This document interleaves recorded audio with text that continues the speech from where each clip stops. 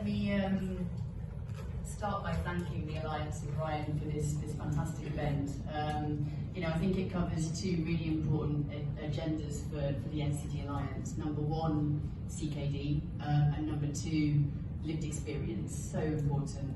And I think you've all done a fantastic job of really making sure that CKD is very much on the top of the World Health Assembly agenda this week, starting at the AstraZeneca event at the beginning of the week, talking about how Healthy Heart Africa is expanding to kidney, and then yesterday at the DevEx event, and then today with a real focus on patients and lived experience, so kudos to you all.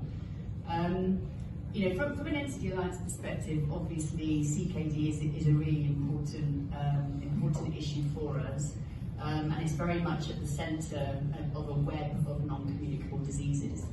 I was asked really today to focus on the political opportunity that we have ahead of us even, which is the UN high-level meeting on non-communicable diseases next year.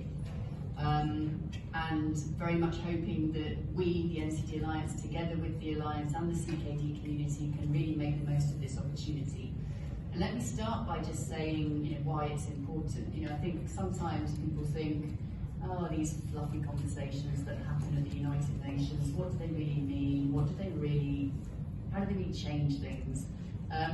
I guess in the NCD Alliance, we've been through 3 UN high-level meetings on NCDs to date.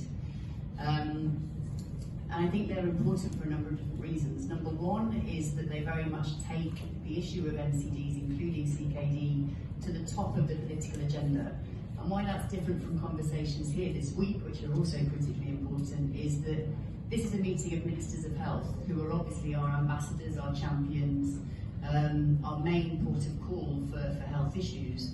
But of course, issues like CKD and the broader NCD agenda goes much more beyond health.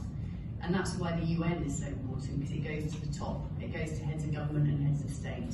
So it's a really important opportunity for getting that political leadership at the highest level.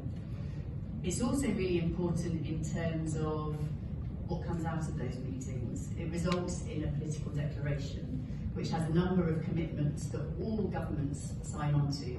So even though it's a global meeting, what happens after is even more important, because we're able to take that document to our own governments and say, this is what you've agreed to, we need to see more action. But I think another thing that we've learned with the 3 previous high-level meetings, 2011, 2014 and 2018, is that the process is as important as the outcome in most of these contexts. And what I mean by that is, yes, that declaration is critical, but it's actually the opportunity of really putting a spotlight on our issue over the course of the next 16 months, in the lead up to September 2025, which is when this meeting will take place, and using it as an opportunity for momentum building, at the country level, at the regional level, at the global level. It's going to be basically what our issues are in the spotlight. So I would really encourage all of us to be working together towards that high-level meeting, and I can share a little bit more about kind of what our priorities are, if that's helpful. Yeah.